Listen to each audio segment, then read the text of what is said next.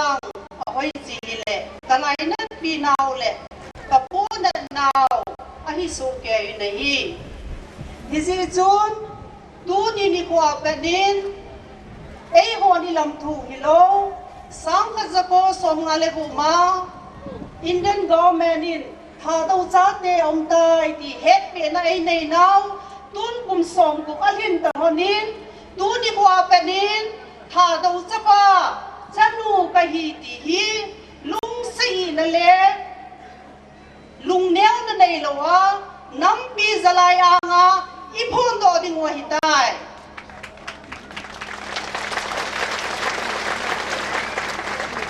เฮจุนดูนี่นี่กว่าฮีนูเตนูไม่เตลังไกนะเกี่ยมามินว่าจีนเขากิมหิตลาวดิ้งว่าจีนท่าตัวอหิตายกะลอยนู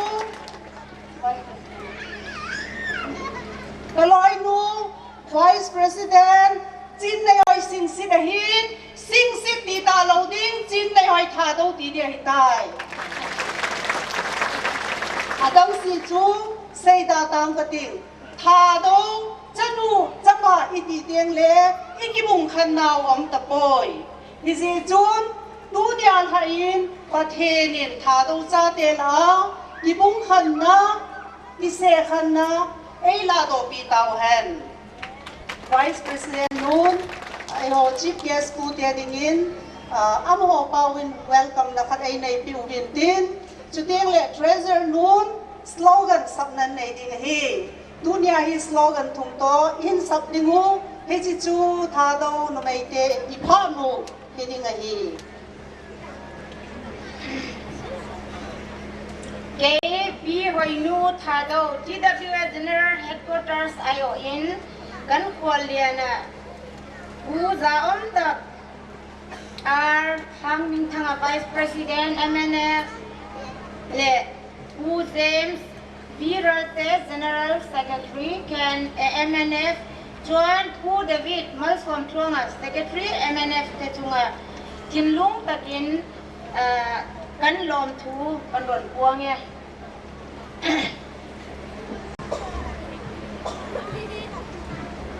in hun tak senga he thado cultural festival min ron man pui avanin kan lom tak sete pathianin ale tam takin mal som che ro se kalome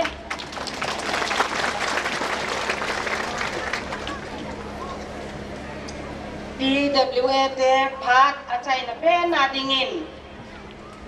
สโลกันคิดว่าตาสักคนนั่นเองอยู่ดินจุดเด่นเล็ดท่าด Women Association คิดพูดโดดกินหันินนูเตเจ้าเสียนจ่าเตอิดอนนาไว้หินตาสัตุยเห็นลังถ้าเกาทุยเห็นลังพุงเล็กจังทุยงเลยอิน้ำสูงวงบอยลงนะได้อิน้ำต้นหอมจุงปันนัสตะอัฐาลาติดูจังหิ้งกิเตมุนเฮที่ว่าไทยสับความดีสโลกันช่วยฮิเลกระจัดกันน้ำกระจอนดานกันตีเตียงเลยมีปีเตเจ้าเซนจัดปีโป้งเตียนั่นสับดิวจุดเตียงเลยนะจัดปีโป้งดีเดียนะบ้านเนี่ยถ้าเราทรายจะไล่จ้าตีเตียงทั้งสิ่งเห็นตินหิงสมุนลังจุดเตียงเลยถ้าดูจัดเด็ดจุงประเทศหำจังพัดนานกันตีเตียงเลยจุยจิงตาเห็นกินนอนเสียงลังอาเวลไม่ใช่กินยังไงกระจัดกันน้ำกระจอนดานกันตีเตียงเลยจัดปีปุงกินตีวินลังถ้าดูทรายจะไล่จ้ากันตีเตียงเลยทั้งสิ่งเห็นตีหิงเสียงลังถ้าดูจัดเด็ดจุงประเทศหำจังพัดนานกันตีเตียงแหละจุยจิงตาแหนตินตุงกิโตตินสักนิสมุยดีวันเสียกระจัดกระนำกระจอนดานถ้าดูทรายจะไล่จ้าถ้าดูจัดเดจุงประเทศหำจังพัดนานก็คิดว่าโอเค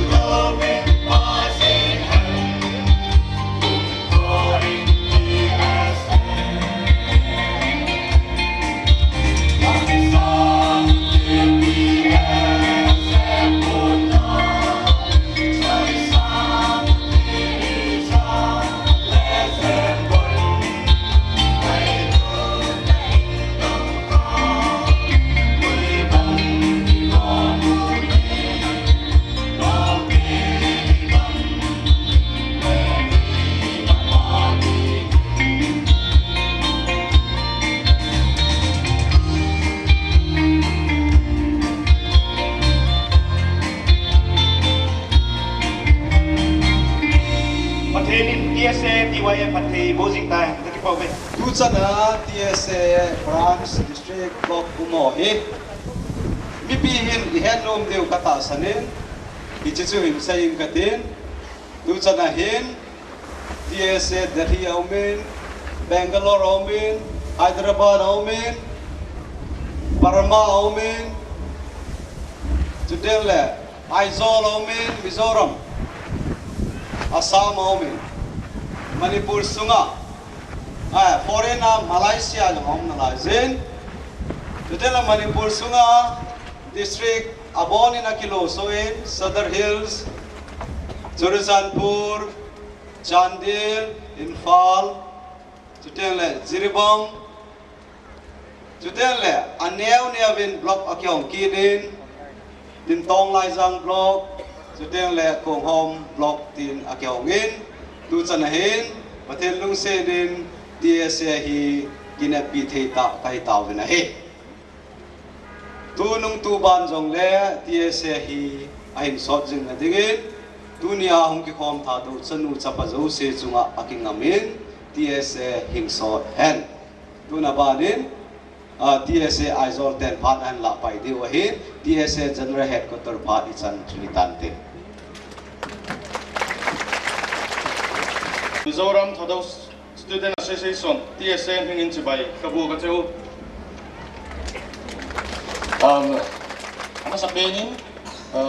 tu Thadau Cultural Festival a bi hum khom zo se Mizoram TSA minin salam kahin bole Tun Festival Mang Korean Mizoram Atang Mi Pasari Kan Ron Kala itu festival mangding a hi mi sagi ka hum kal sung ven Het yang hun ro pui tak mai Kan Ron Mang Ve Thai Hi Kan Lom Le Ani itu bang phat man tam ta phat lopi ta mang thi dinga hum kom jiu vin ipa hu kain phung ki do ni Ti Chua Thenin Tu Chatang Min Pe Ka Wang Point Lom Thu Kan Soi Bo Kan Ni lunna gi nai ma zo se buina lawa hoi ta ta ni gun pi jiu vin organize committee ho chung azong avelin ke pa hu kain phung ki do ni hi Kay ni hi Mizoram Achanga Mizoram Hun Rai Tak Lom To Kan Niya Bo Kan Ni Pak so tak Mizoram ai pi ka pi pi le pu khang lai paro ana hi ka ta chen ka hi ta jiu vin ha do pau ka thip lo jiu vin ma sa be na chung wan head team nau ka hin thu mi na hi In Bula Nom Kan Tia Kan Nam Mi He Ti San Mai Kain Mukhom Thei Te Nuam Kan Tia Kan Lom Bo Kan Ni zong le nam khat ha do nam te hi dia hi mi tam pi khat de mi ki mu khom thi jiu hin do ka ki pau din Ti Chuan Thadau In Pin He Na Sai Te Son Than Kan Dua Hemi Min Don Saktorian Arem Chang In Pi President Moron Kal Mai Se in pi ho chu citation ka pin lu mu vin se chu goi pen ki man pen khadin hung san pi leo chun ti ve O Andron Kal Chung In Certificate He Kan Cheer Chu Ang Ne Certificate of Appreciation Thadau In Pi General Headquarters Churachandpur Manipur We the Thadau Student Association Mizoram would like to appreciate the JIL for organizing Thadau Cultural Festival 2016. We are proud of the fact this would enable the unity of Thadau tribe with all good wishes. Secretary D.D. Jalongpuya, President Jeff Laming Sanga.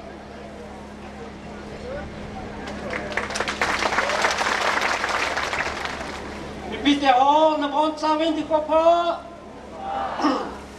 Kipam hesingen kum tamta. Mimo ta ina buwin ikal chalo.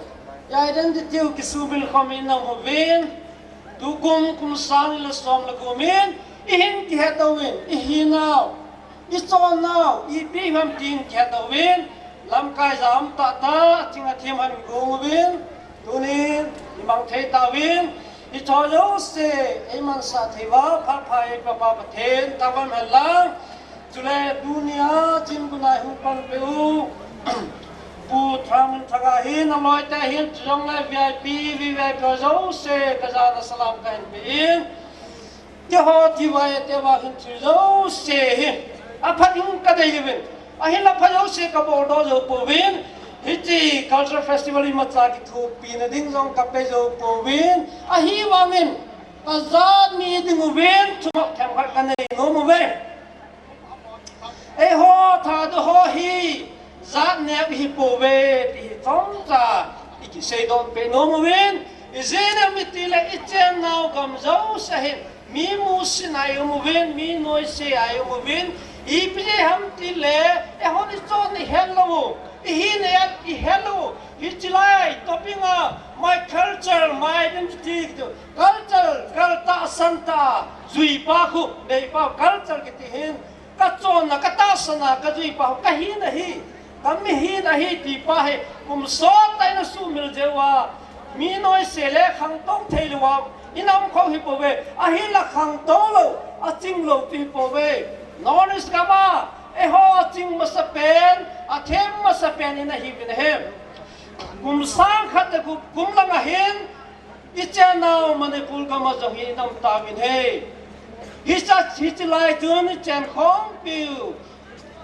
phai cha mi hon hoi khong zai tin e na he bin hi cha ko chun kum sang le som le se gi a hin leng tu se mu de manipul kings kon kal ki te jang khun I tu se mu phat chaam tan hi cha chun kum zai ol tha do tin na ki so ke ta ne a hi le tu na hi e ho tha do te he mi tam tai population tama tam hin a tam zo hi I tha do hi na hello ko ma mun tin gam tina che sa um ta bin he Tuna hi ikita he to kinwa iche now Manipur in jagam sungai ho zong government of Mindan e henu tu to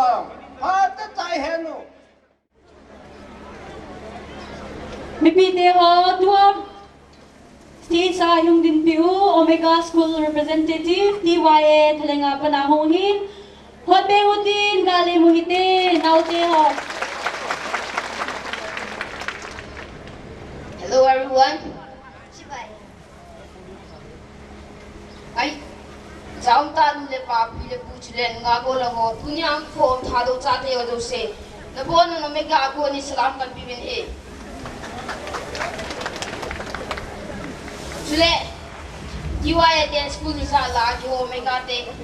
Mai lu nei ta ito banga chan phai pi sa len mo chungin jong. Omega pumpi thalengin I'm watching in Patu can say nahi. Indeed, it's our great joy and privilege to be here today and take part on this Thado Culture Festival. And at this time, I take this opportunity to giving respect and regards to all those leaders and dignitaries of DICE. Tabia saying at dunia, it's Thado Culture Festival at the Omega Tehi. Hung wapan kalate hui miwang pa chungmin ka kiyaw ni. Ni ke ho Omega Tehi khum kya hat chang jong leo ve. Ka chim lo tiu chle ka khop de lo tiu hi. Naman jang ne ve chim de lo tiu hi. Bi se ina biti le ke hon self confidence kita asna ka ne hi. Well, today with the Omegans perform the whole day. We can keep performing the whole day and we are sure and confident that every one of you will enjoy and will never get the wrong watching us. It's all because we trust ourselves and love ourselves. But don't worry, since we have more other items besides us, we will present you only one item today. By the way, Jaboki's dancing TV, mi piyon na sa kawen.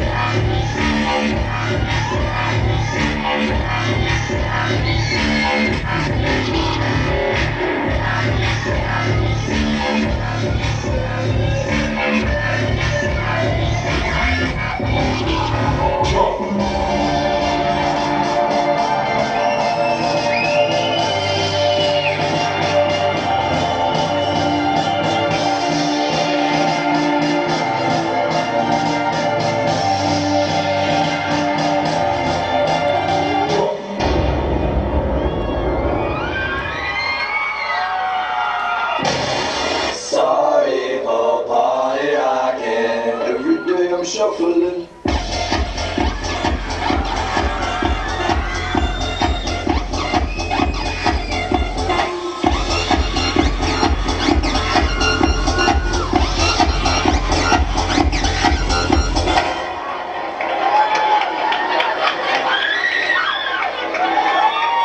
Oppa Gangnam Style. Gangnam Style. Oppa Gangnam Style. Gangnam Style. Oppa Gangnam Style. Hey, sexy lady. Oppa Gangnam Style. Hey, sexy lady. Oppa Gangnam Style.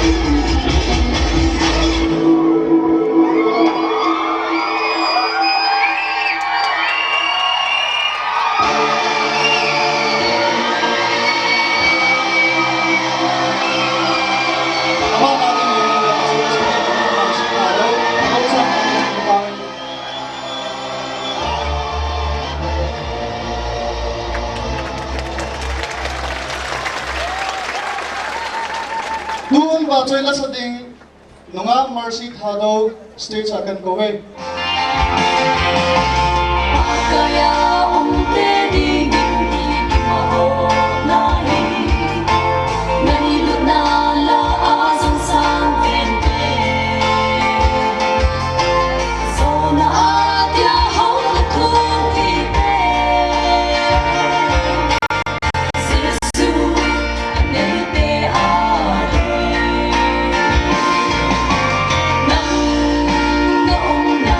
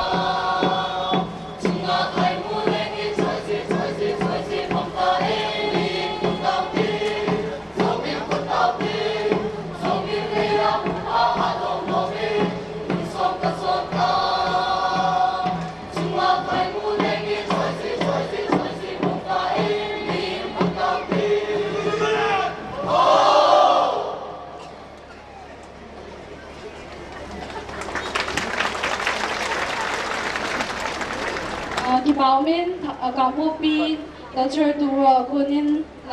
betlong ta ivetawin tun abanin mitrimambi Japang ho napalo lat leljun gibaumin te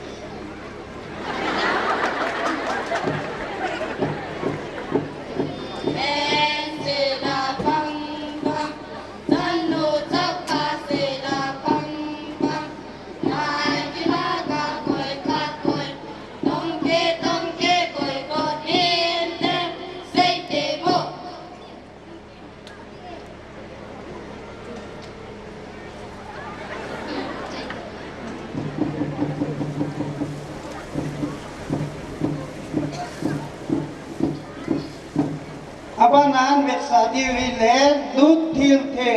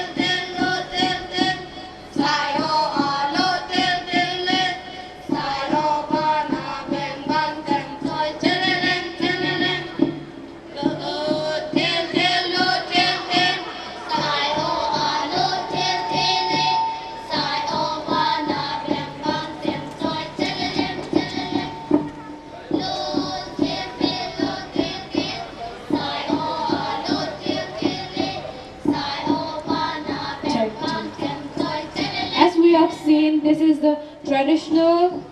games of the children which were child's play, indigenous game of the children's play, which was usually played during the olden days and which has got Panan Versadi Wile, Kupsonte.